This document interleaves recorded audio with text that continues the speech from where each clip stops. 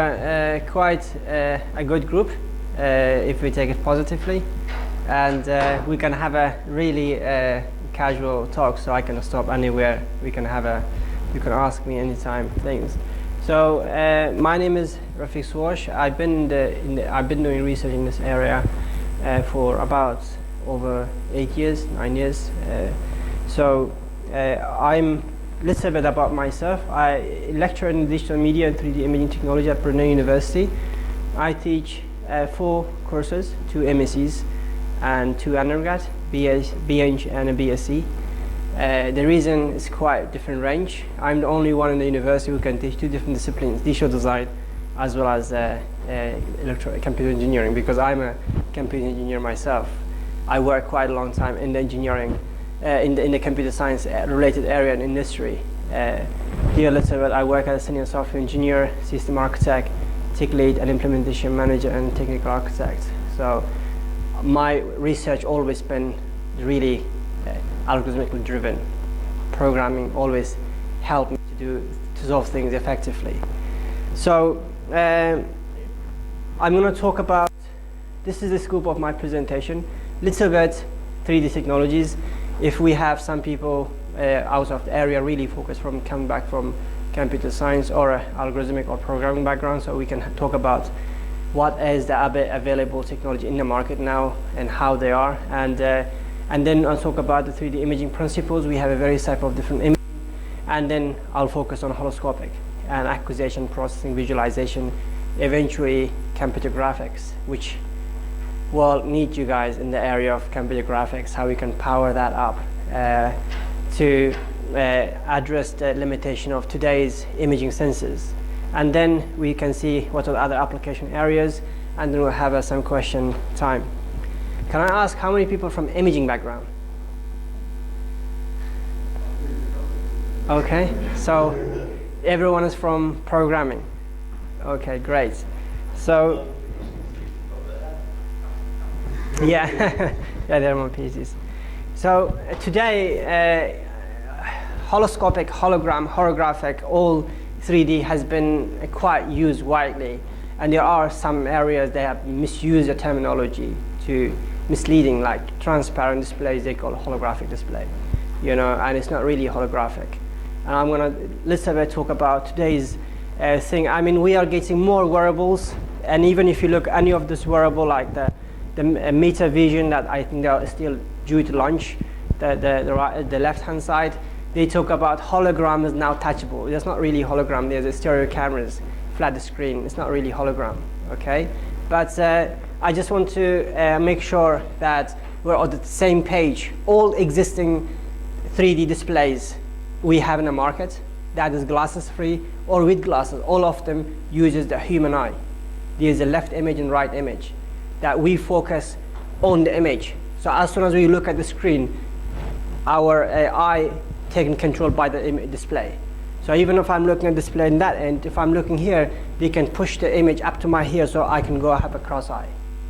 Okay, so even we have a glass-free multi-view displays that literally replicate the left and right, left image and right image. They probably will have 5, and the 5 will be replicated. Let's say now Dimengo is one of the Philips's lead manufacturing or branding company. They are advertising they have a 28 views of 4K display. They're not 28 views. They have an 8 view repeated triple timers. So that's why they're claiming they have this many views. They're not that many views. If you have 28 views, then you need to have 28 cameras to offer organic 28 views that really fitting things. This technology has a great challenge because human eye always is not fixed. If I look far away, it converges in different planes. Okay, so we always look at one item and not 2 items. Okay, so only human brain processes this. When I look at one item, that's the only that. But when we are looking at the big screen, audience look different objects, where the actual complexity starts. Okay, so it has a limitation of maximum, minimum. I'll talk about that later stage. But this is the one we have in the market everywhere, that today's things. But we have some of the true 3D technologies. When I say true, these technologies are 2.5D because we feed the left and right signals, the brain processes it. This is 2.5D. This is any imaging or visualization, it doesn't reconstruct object like this in the space, then we can look at the true. Okay? There are some of the examples. I don't know if you guys heard of light show camera. Light show camera enables you to refocus in post-production. Okay? How they do it, they acquire the optical model of the scene, and they can refocus in post-production without losing any information. They took the only that element of the holoscopic applied, or what they call light field imaging, applied to 2D imaging. So they overcome the certain limitation we had. Basically, they improve the 2D imaging. Now you can refocus post-production without losing any information. And they are launching a new camera, light show image. They can acquire 360 and real content creation for wearables. So basically now, rather than having one camera, they can have this camera. They can basically digitize the whole scene, and tomorrow somebody where they can just sit in the chair. So they can literally have interactive, they can look around. They can digitize the holistic view of the scene. So it's not yet. So this has a huge amount of processing needed to be done. You can see the giant PC sitting there. And we have a holographic display, probably the only company in the world known who can manufacture true holographic display, okay? And I had privilege of working on this display because we finished one of the project called 3D Vivant. They were our partners. So we were exploring possibility of future light field displays with them. So they have this display. Guess what? How many PC they need to have to run that display? One display. They need to have 10 PCs. Each PC has dual graphic card. Each graphic card runs 4 projectors inside the display. So you can think about it, they have even 40 projectors, macro projectors, and to construct a scene that you can, they call it 180-degree viewing, but I've seen myself, it is almost 80, 100 degree plus viewing. If you have a card, you can literally, if they put the card like that, you can look at like this around them. It's a flat screen. So it has very wide viewing angle. You can walk around objects, literally. But is it applicable to today's market? Not yet, because if they need to solve how they can process that, how they can feed in those macro projectors. So now they rebrand themselves, call it 3D light field display, not a holographic display. So these are some of the companies that are doing true 3D, and there's another one is called Raytrax. They only build light field cameras around 50,000–60,000 pounds to build one light field camera. They do for scientific studies, for reconstruction, security, all that for scientifics from Germany. So now if I want to talk about stereo principles, so stereo is based on human eye, and it's one of the famous 3D imaging system that we see today, even the videos in the cinemas. That was basically discovered 18th centuries, and it has, as I said, limitations. Basically, how far you can focus. That you have a limitation of back end. So how far you can cross your eyes. You have a limitation of how much you can go. So basically, every human have a different eye distance. So if your eye distance doesn't match with the camera which will acquire the content, either you will have eye fatigues or you will not see the 3D depth. Now, before we used to get a headache in the cinema when we see the content. Now, these days we don't. Why is that? Because they said is that, okay, we don't want to put the camera too apart. We will put camera a little bit closer. The people who has a narrow eye distance, they will see a very good 3D. The people who has a wide eye distance, they probably may not see, or they're not going to give a headache. They will see normal 2D. Okay, so rather than giving people headache or motion sickness, let's just give them a 2D things. Sometimes you go cinema, your friend goes like, wow, that's 3D. But it's not really 3D. You're like, no, I don't see 3D. Because you have a different eye distance. So the content processing is so complex. Even you want to do the small group children's, or you want to do olders, it has to be reprocessed. Or you want to have a bigger screen or a smaller screen, it has to be reprocessed. So the complexity of processing content preparation for stereo is very, very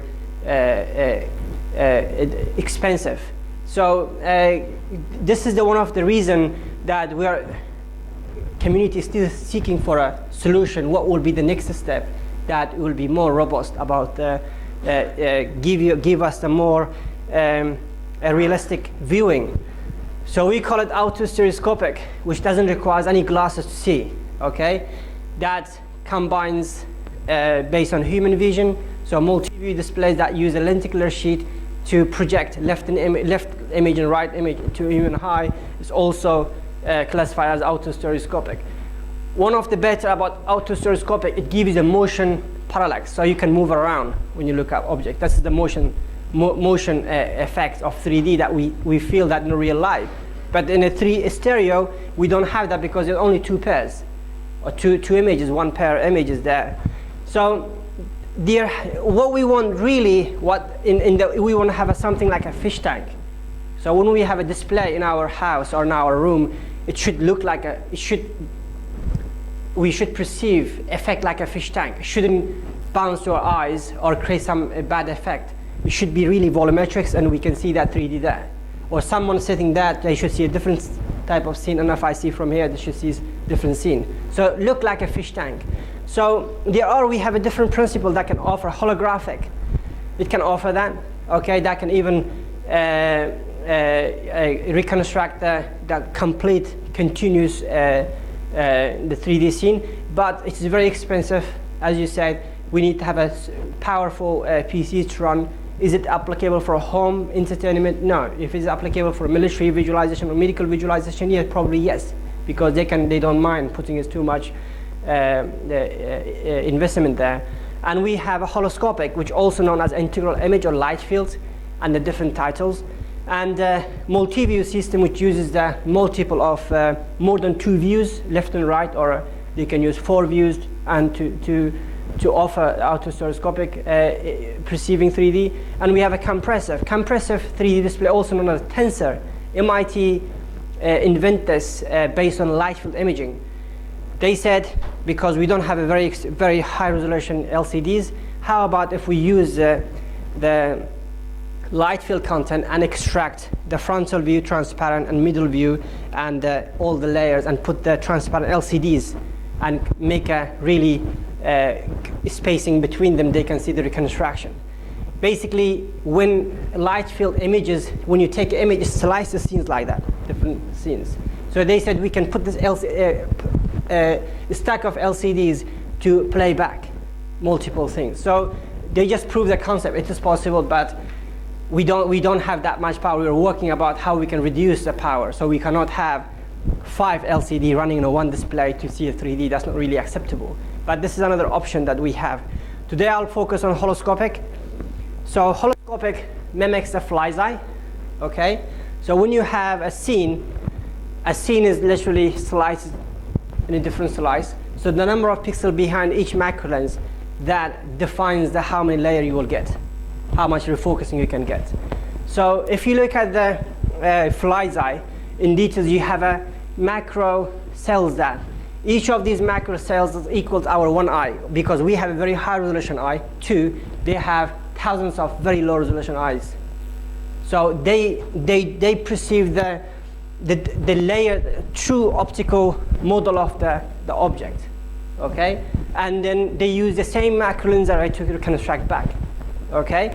So we have a much better solution because it is physical or physics duplication of light. That's why it is true 3D. When you look at the screen, object is reconstructed in space. So you doesn't throw in your head, your brain doesn't reconstruct the depth. So you just look at the physical object like this. And acquisition is a very one of the promising, because we can use a single aperture camera, normal single aperture. We can mimic the whole true acquisition of the 3D images. The only challenge we are facing at the moment, low spatial resolution, because we have normal 2D sensors. At the moment, we're still looking at the lower resolution. And also, when we have thousands of macro perspective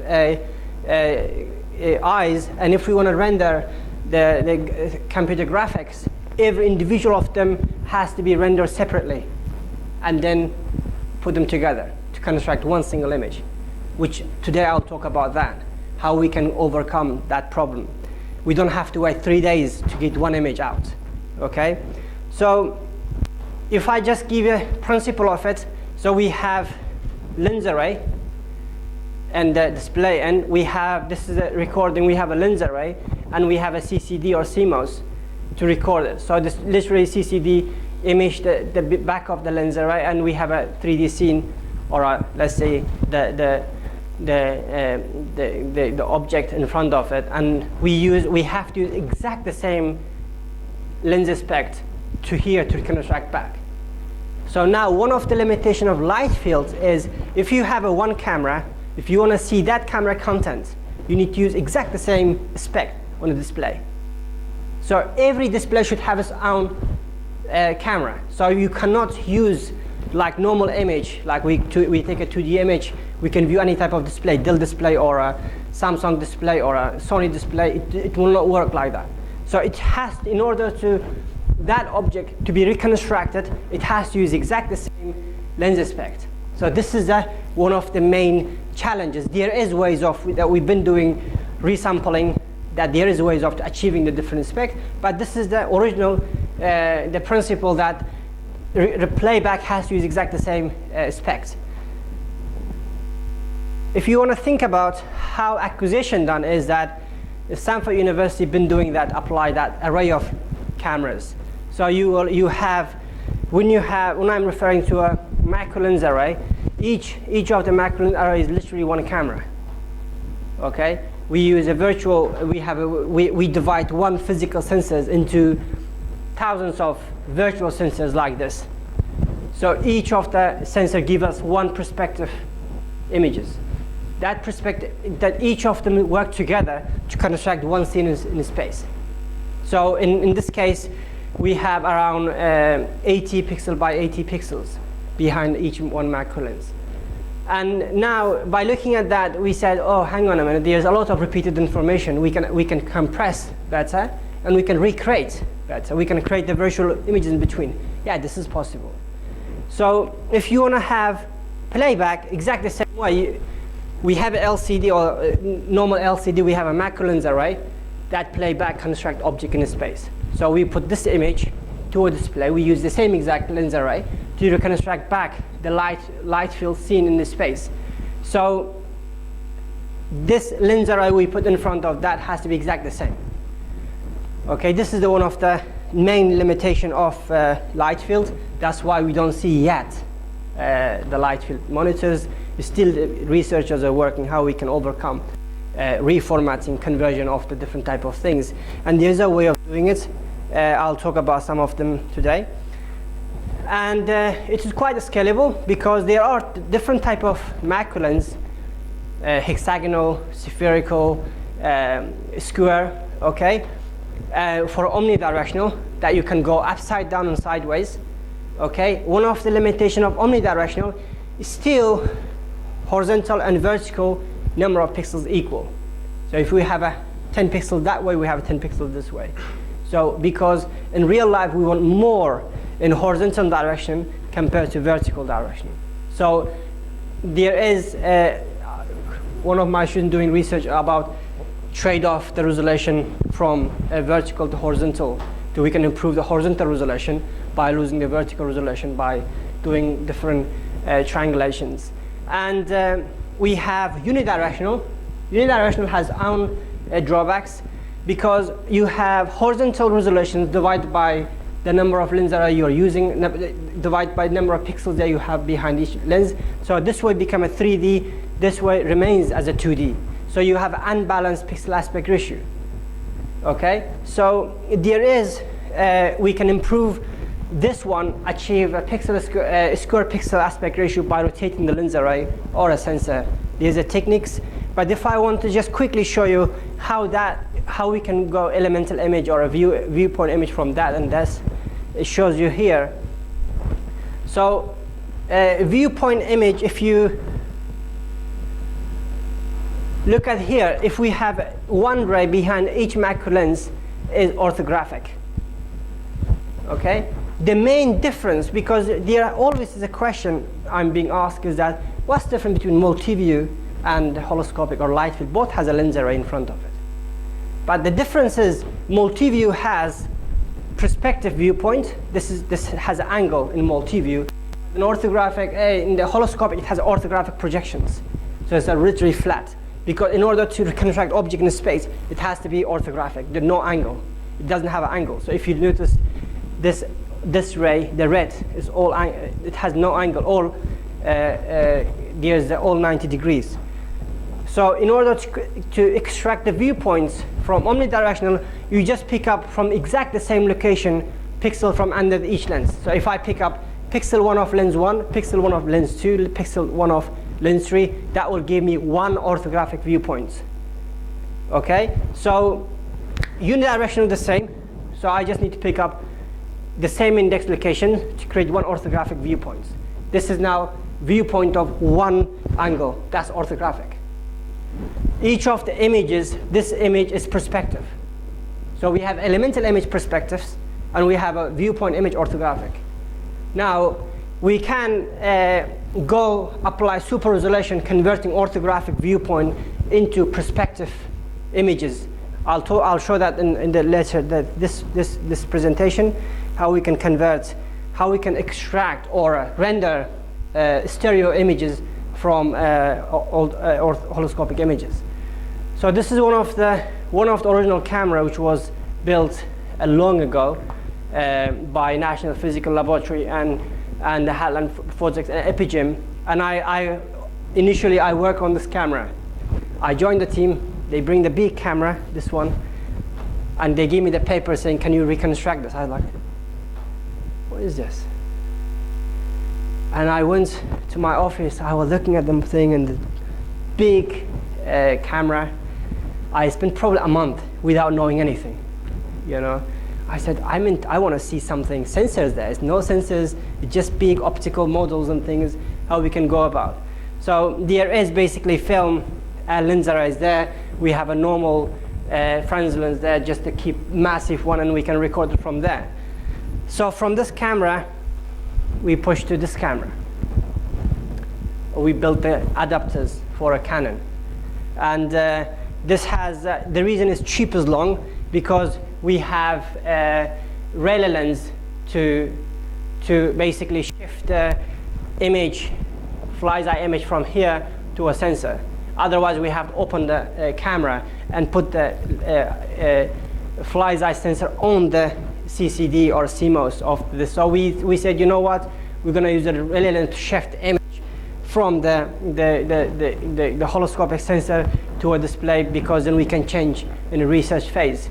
So this camera has original 2D resolution is 5616 by 3744 as a 2D resolution, and we are using 90 macron square page.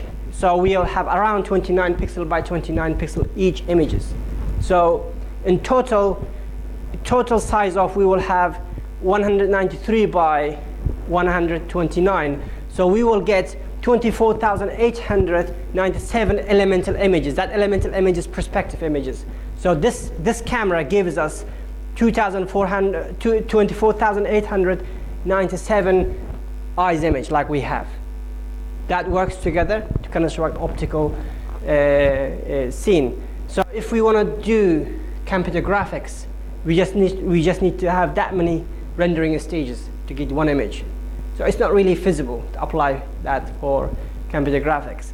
So we managed to get some data and apply for displays, reprocess it, and we can create 2D plus depth. We can create high resolution images from that, and we we can repurpose the content for a multiple purpose. We can create the stereo content, we can create multi-view content, we can create refocusable 2D content from a single image we have.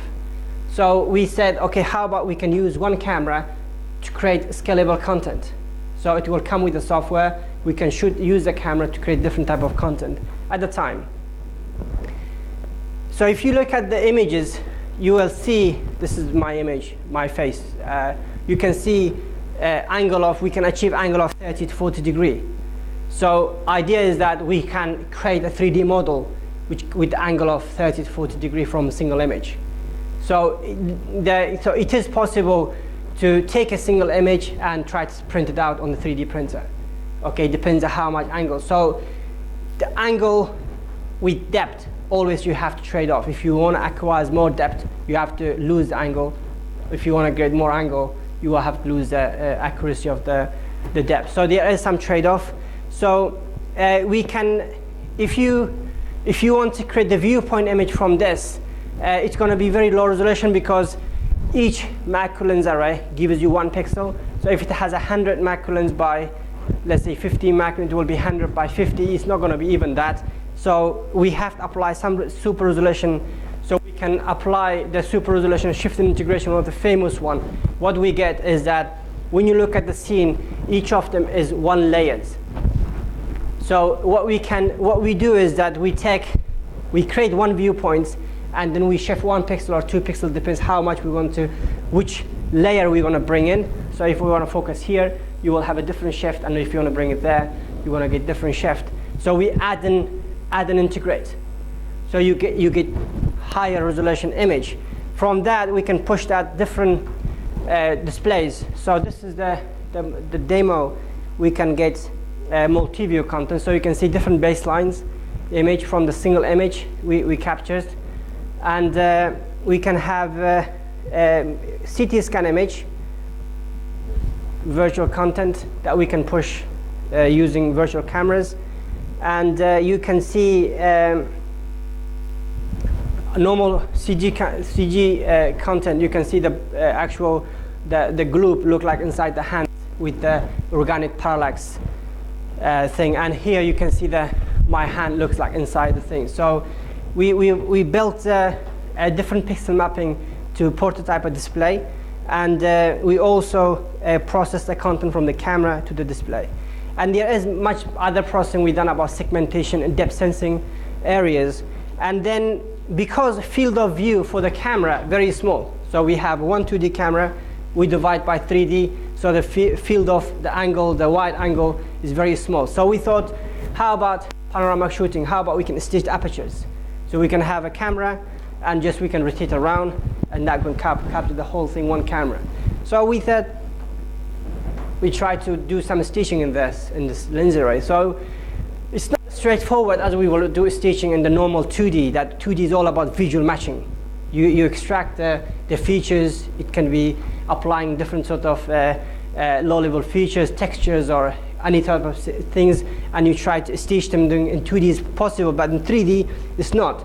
But then we find out is that in 3D is even better because we have a lens array in the camera. So if we take a picture of wide areas, wide background, it will give you the very good grid. Then we can convert the grid into a points. From that points, we can match it without doing low-level visual matching. So all we do is that we have a camera, and staging calibration just take a wide background. Like actually the camera lens array is learned by the algorithm, so they know what's each macro lens size in this space, and then you can take a picture. It will stage straightforward without losing things. So we have 2 images. It's not really straightforward to see here. We have 2 images. We can stage them without losing the parallax.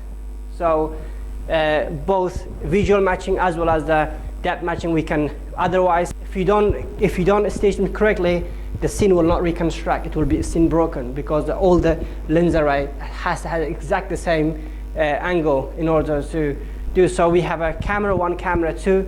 So basically, you can take a picture, you can stitch them together by knowing the actual the camera specs. This was done, I think, 2013, or end of 12, and then Google launched a new project called Google Jump. They use a 16 GoPro cameras to 360s, but we believe that light field's probably much suitable because it has a macro lens array, so it would be much suitable to do the 360. So I do have a PhD student working on a 360 lens 3D cameras on there. So now I'm going to talk about computer graphics. I think that's why I'm here, the main one. So before I talk about computer graphics, I just want to share some of the initial aspect of the technology. So processing always is a big challenge in every data processing. And in light fields, when we look at the image like that, so we have every macro lens arrays, and that can be one of the normal camera we have in the computer graphics. It could be gaming, or it could be normal computer graphic rendering softwares. So if we want to render this image, we need to set up array of cameras that I've shown you, the real camera in the first of the thing. So virtually we will have array of cameras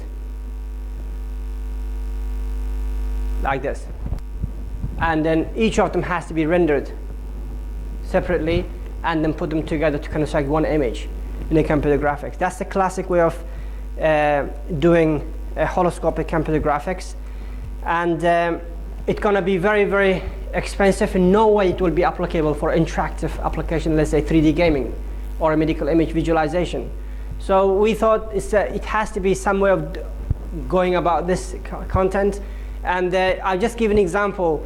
If we want to render the 5D Canon content, we need to do 24,897 step of rendering, low resolution cameras, and then put them together.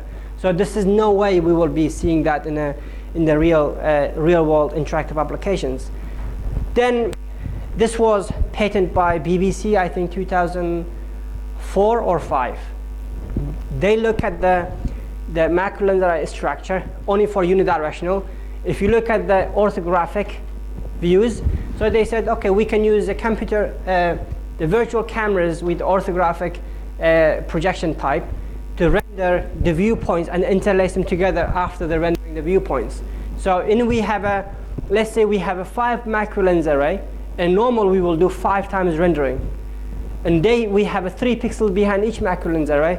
They will render only 3 times. So they will render the viewpoints and reverse engineer the whole process, interlace an image like that. So they will have a viewpoint 1, viewpoint 2, viewpoint 3, and they will interlace this content to give one thing. So this process simplify from 1,000 steps into 100 steps. So what our contribution was, we took at this unidirectional rendering, we applied that omnidirectional. So if you look at that, this is only one. If you see spherical lens arrays like that, we will have n by n pixels behind each macro lens. And so we said, okay, we can have an array of orthographic cameras. So we will get top views and the middle views, and we will render that, and we can interlace back to omnidirectional. So we explore that possibility, and then we can achieve. We remap the cameras, so we have array of orthographic cameras. We render the viewpoint, that viewpoint, this viewpoint, that viewpoint. Every viewpoint contains pixels for all the lens arrays. So if I'm having a display which has a lens array of, let's say, 500 by 200, then my orthographic viewpoint resolution will be 500 by 200. Okay. So, and we can then basically map back. So when I have this many viewpoints, so each of them contains 1 pixel of each macro lens array. So I can put them back again here like that. So I have A and B back again to reform back to normal holoscopic image. So this is the holoscopic image, and we can play back that. I think low resolution, you can see here, you see the globe, and here you don't see the globe. Actual, you can look at the parallax. And we are using a cross-lenticular to play back the content. And this effectively improved the holoscopic computer graphics rendering, probably from thousands of steps to hundreds Still, if you think about 29 pixel by 29 pixel, so that has to be rendered 841 times, because 29 by 29 pixel behind each macro lens array, effectively that has 841 viewpoints to reconstruct objects. So still, it cannot be applied to interactive applications, so such as gaming or any other simulations. So we did much further studies on this. So this is some of the prototype. You cannot see that because that's parallax based thing back I have here. And we did everything in a single stage by applying photorealistic rendering. Because if you look at the photorealistic rendering, you can apply lens effects, different lens effects. We can create optical lens effects in a photorealistic rendering engines, something like that. So if I have a scene of 3-dimensional, I can add a virtual lens array in front of the scene. Then I render that scene. Effectively, I have the macro lens array all virtually created in the virtual world. I just need to render with one orthographic camera sensor. So that's effectively make this a single stage. So it become like normal 2D rendering. We don't have to have thousands of different staging. So when we render, we get one image. That image is holoscopic. So this is directly applicable for medical imaging, visualization, or gaming, any other things. But still, there is challenge. Because when we have a lens array, of course, our display will be 4K.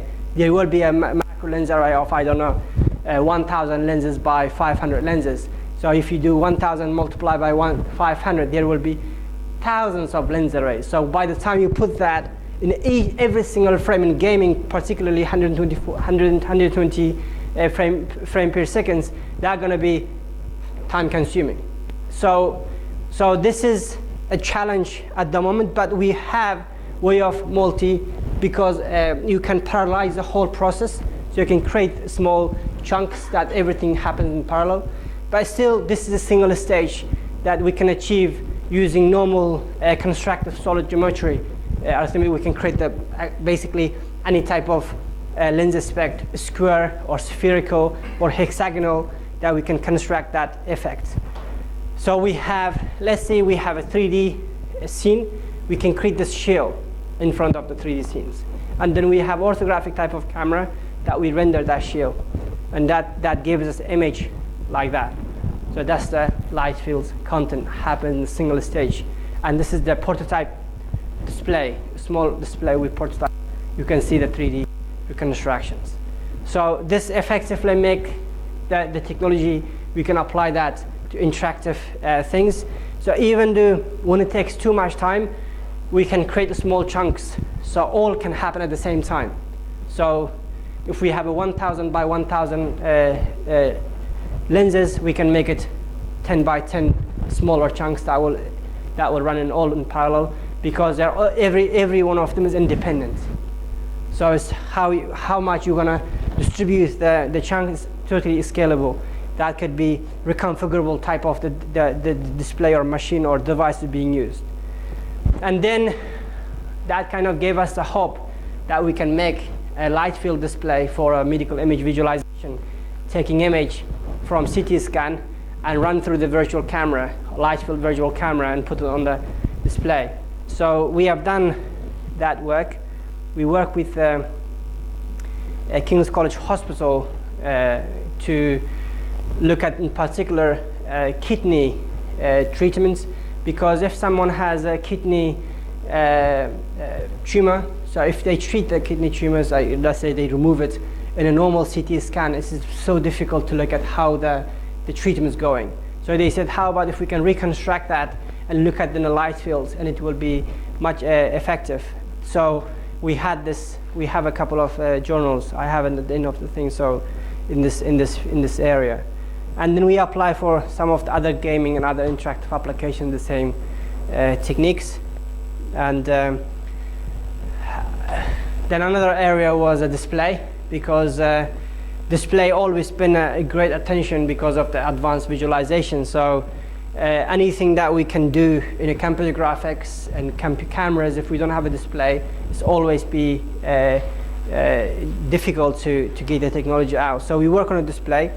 In a display, every reconstruction happens when we have a lens array. We have n number of pixels behind it, and intersect pixel behind each macro lens. That creates the 3D pixel in space. So the number of pixels heads together, that creates the object in space. So the important thing here for us is bringing this pixel closer to that pixel. We need to bring that closer. So to do that, either we need to make high resolution LCD panel, or we need to use a different type of lens type. So it's really depending on the hardware. So we work on how we can fuse optical alignment with the algorithm so we can apply this enhancement. So this is the initial prototype we make with the 160 by 90 pinhole display. So you can see A here, but you don't see the A here. You can see the complete around 70-degree angle viewing.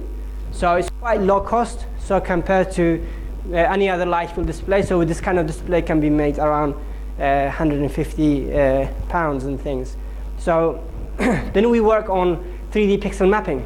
So how we can restructure the pixels to be able to achieve the resolution, better resolution. How we can bring the pixel closer in space rather than having the hardware adjustments.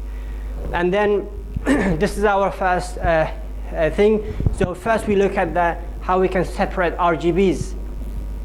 We have a dedicated R and dedicated B and Gs. So we have, this is a classical, we have RGBs in one, they project in one angle, so we have RGB. So we can separate RGB, that 3 times improves, so triplize the resolution. So either we can fit more views behind it, or we can resize the lens size of the thing, so we can go from that resolution to this one. This is just a prototype. And then we further improve the resolution, we call it distributed smart pixel mapping, going from this resolution to that resolution, using the same hardware spec. So this was kind of quite promising. Then we thought there is a lot of transparent displays, so how we can have object in space, at least that how we can have a transparent or AR visualization. So display, this is always what we want. We keep imagining that we want having something in space, something on the table. So this is the image, the reconstruction image of virtual image. This is me, so it was quite long ago, I think 4 years ago. So that's the image we use, beam splitter, that's driven by LCD panel. So we have a beam splitter to project in space. I think this is a video. So the point I'm trying to make is that the resolution that we can get rich enough, that's gonna be, it's not shallow enough. We don't see the behind, so it's really rich, high resolutions. So if you see this object, because we have a transparent pixel, any pixel that you set as a black, that's a see-through. Okay, so because it contrasts with the lights. So we can build augmented reality displays, and now we are also working on projector, how we can miniaturize the running panel into a projectors. And this technology that we've been working on applying healthcare and general imaging, as well as inspection, because inspection always been very costly, or nanotechnology inspections, manufacturing, security, as well as the robotics, automotives. So we can build sensors for automotive self-driven cars that you don't have to use multiple sensors like laser sensors, as well as 2D cameras or stereo cameras. We can use normal light field cameras to do that, as well as visualization. And we built, after improving the resolution, we built an adapter for smartphones.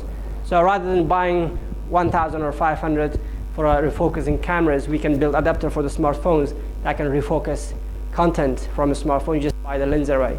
So our idea was, rather than creating a whole camera process, let's build adapters for different type of sensors. That people can just buy the adapter with the software service. They can do what they want to do. And we have worked on a Raspberry Pi camera modules. We built adapter for Raspberry Pi that people can do different kind of processing for robotics. And now we are working on microscopic sensors to apply the technology. I think that's all for now. Thank you very much.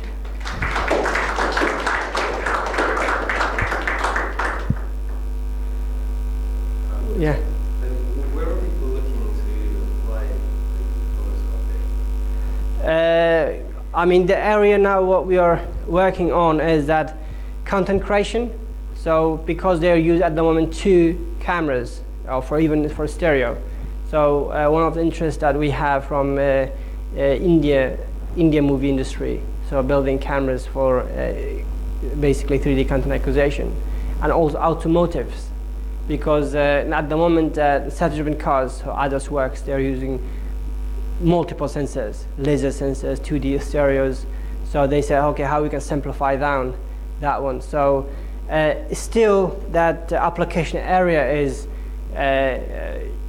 there are a very high potential in terms of security, because if we can, one of the projects that at the moment we're working with one of the industry is building adapters for CCTV cameras. So they don't have to change the whole their infrastructure, they just put the adapter in front of the CCTV cameras, and they can acquire the basically light field content. At least it will help for processing, such as segmentation. Because in 2D, if you put your hand, cannot, this is a new hand, one object, this is another object, and this is another object. There are no depth to segment. They are not easy way of overcoming these problems. So security is quite an interesting area. So one of the potential, because of this is single aperture, so that's the promising to apply more simplified approaches for integrating to existing technologies. But so is it like the expert mentioned about sort of image recognition? Yes, yes. And because you can use existing hardware, it suddenly sort of opens up the possibilities of where you can use it. Yeah. We have done, at the moment we also work on a computer visions. We can recognize faces using holoscopic sensors in any mode, even they are happy, sad, neutral, or surprised, we can still recognize, because these are true reconstructions. So you don't have to have a picture of still standing or neutral. Even you're in different status, facial status, we can still recognize you. We can recognize the faces. So there is a robust, reliable processing. So it's almost more useful for computers that can process all that extra robotics vision. For us, where we have like the stereo vision. Yeah. Yeah, we refocus real time, where it acquires that scalable depth, so different depth layers. So more applicable is robotic visions that you acquire, even automotives, because stereo, the baseline, the separation of 2 camera set how much depth you can acquire. So if the car is going too fast, let's say 50 miles per hour or 70 miles per hour, that has to be different baseline, because you have to focus different planes. So it's not really applicable. But here it's just optical the adjustments. So it is much applicable in such a scenario where you need to have a dynamic sensors.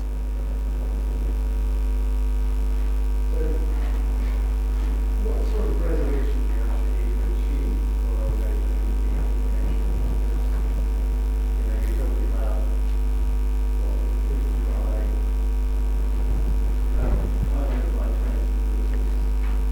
No, I mean this image is a full HD sensor.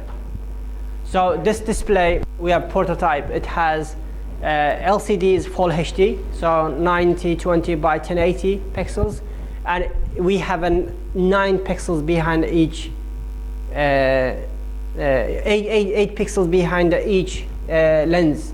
So we apply pixel mapping, so we achieve that 720 by 640. So this has a 3D resolution, or 3D pixel in space, 720 by 640. So the resolution of this display, where we apply to this one as well, that has a resolution that's reconstructed by 720 by 460. So resolution of holoscopic is quite, now let me tell you that it has 720 by 640 in a 8 layers. So each layer has that resolutions because it requires different layers. So you have a 2D resolution. That 2D resolution distributed different layers, which is the actual the 3D reconstruction happens. So we have a single layer has that resolution. So it's like the Z resolution, yeah, 8. Yeah, so you can literally, that resolution multiply by 8. So it has to stack together. So it's one of the things you're aiming to increase that resolution, so you have the same resolution as you have in the 2D plane going into the Z plane as well. Yes. So we can now, if we have a 4K sensors, we can achieve 2K plus resolution using 4K. And it depends how much angle you want. Yeah. So if you want to have if this is acceptable, which you give about 25 degree, you can view with 25 degree. So if you go from 25 degree, the same view repeat again. So if you look at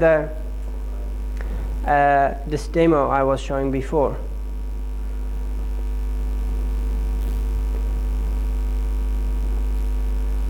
this demo, that as a around 25 degree. And we have another demo I was showing in a display.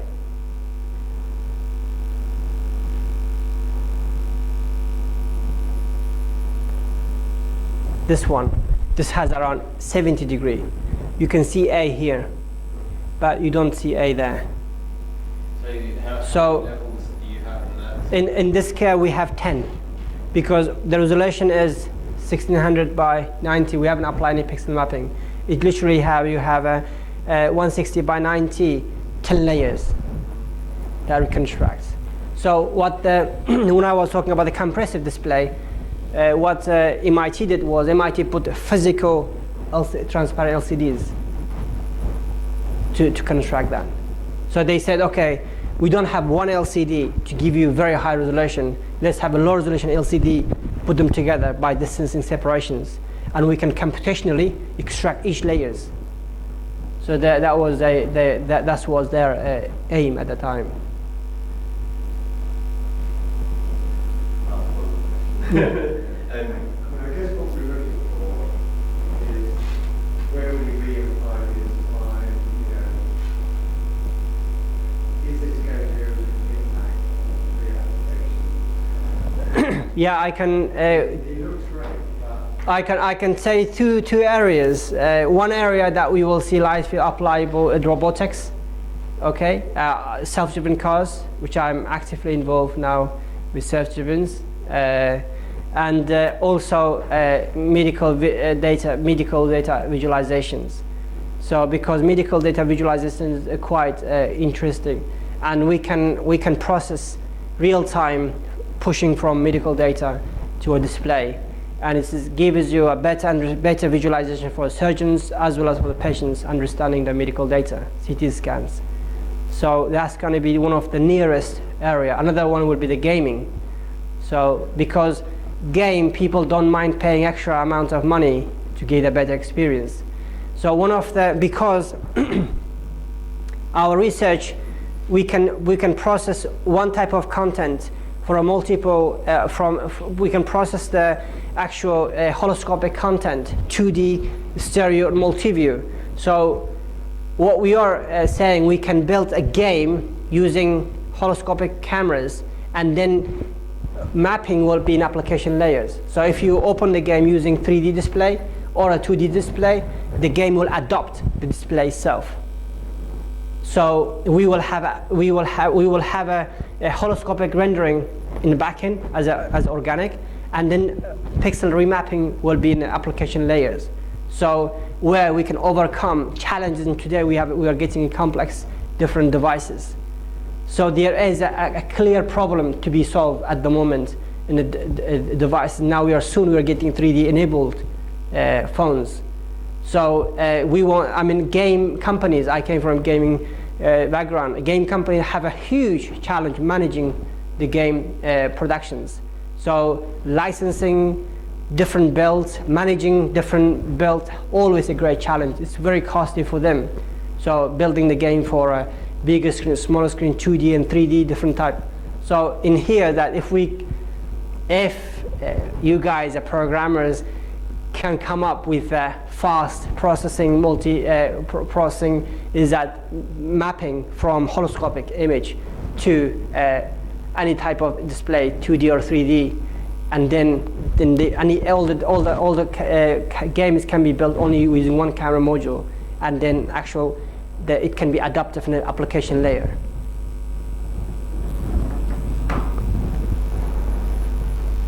You have programs coming.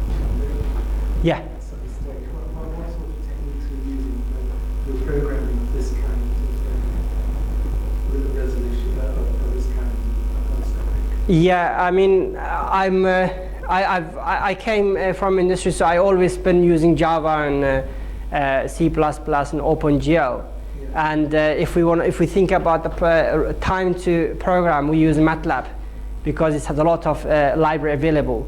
Because when we program, we don't really look into optimization of the algorithms. We only think about proving the concepts. So we can write in multiple stages, and we get students who knows only MATLAB.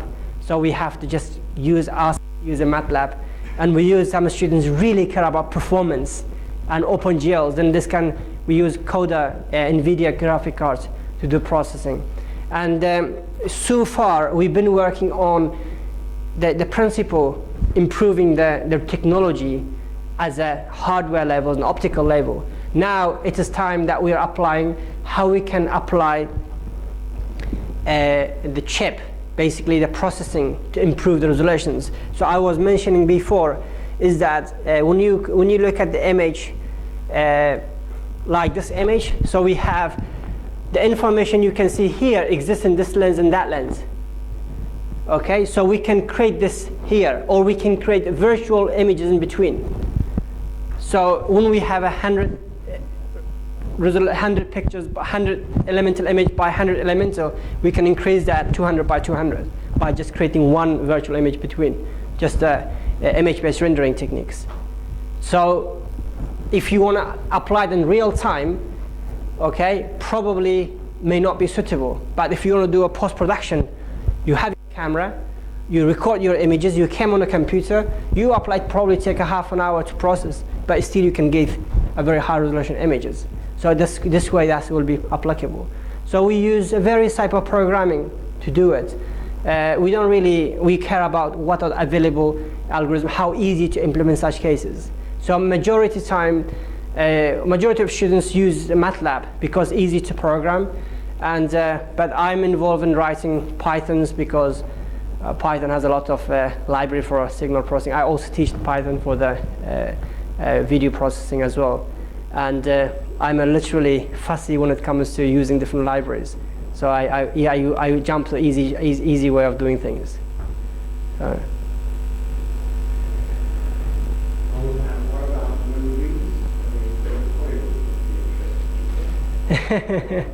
I was a member of Indiewood Film Festival. There was last year.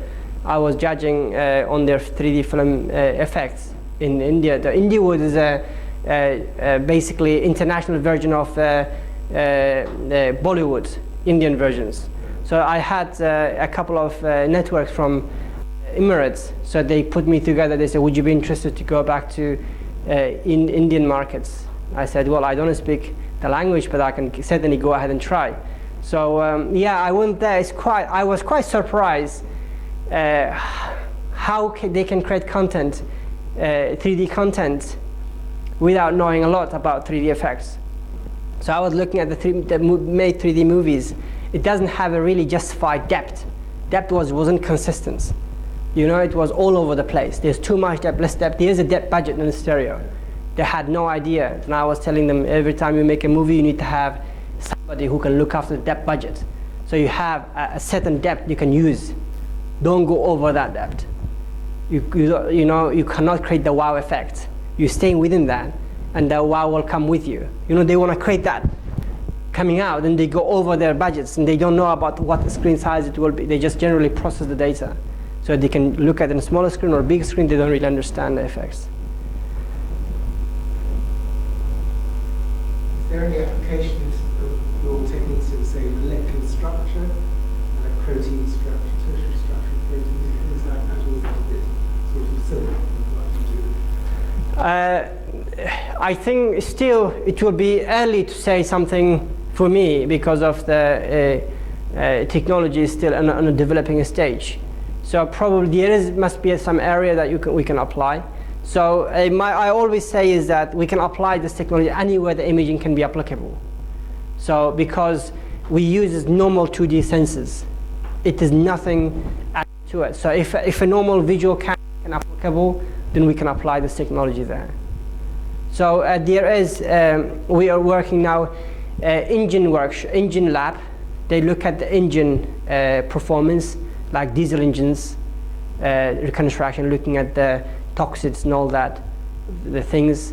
And we also work with nanotechnologies, where at the moment precision manufacturing or precision inspection is so expensive.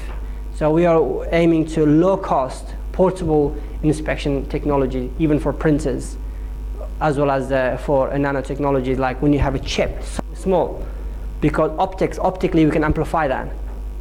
So in here, like for example, a microscopic always be uni. So one person look at it, it's quite boring, always look down.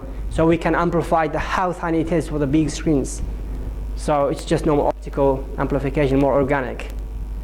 And we're also working optical transformations. So without using relay, we can use fiber optics transformations using light fields.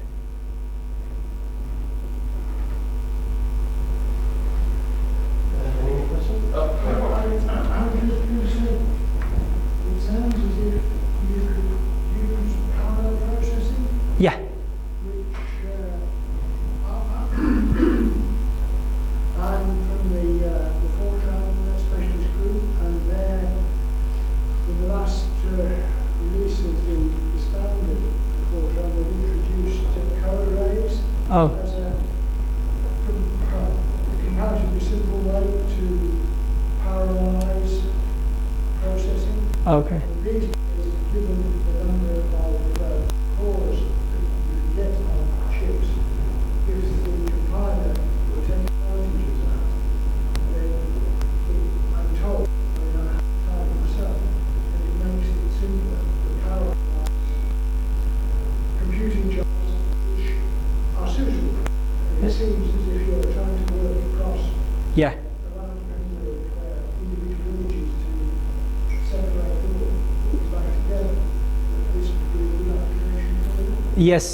Yeah. That's very right. I mean, the content is directly parallelizable. So every elemental image is separate. You have a viewpoint, shifted integration, all independent processing. I have done before OpenMP, which was a quite directly thing compared to a TBB Intel building block. So that's another parallel programming.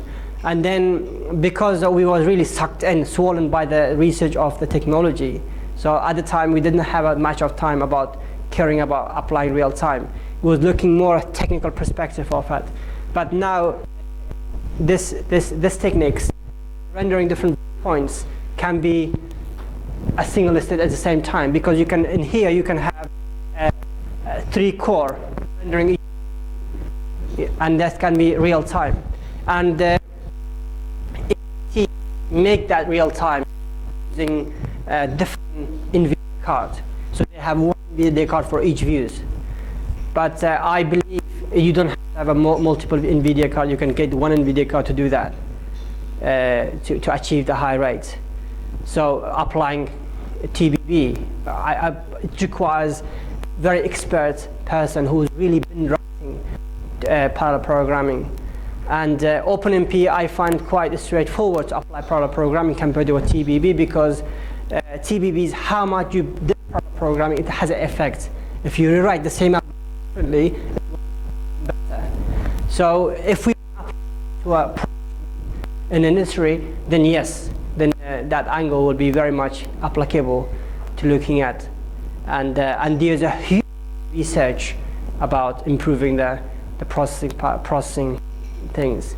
I think now, that we've been working, that can be parallelized new achievements. So how that effectively parallelization technique is going to be. Now we are just finish the development technology. Next phase will be parallelization and then improvements that we're going to go about. Well done. Yeah. Well, thank you Thank you. very much. Thank I think it was definitely something different from Yeah. what you normally have a talk about. Yeah. And a few more people Okay. at the start.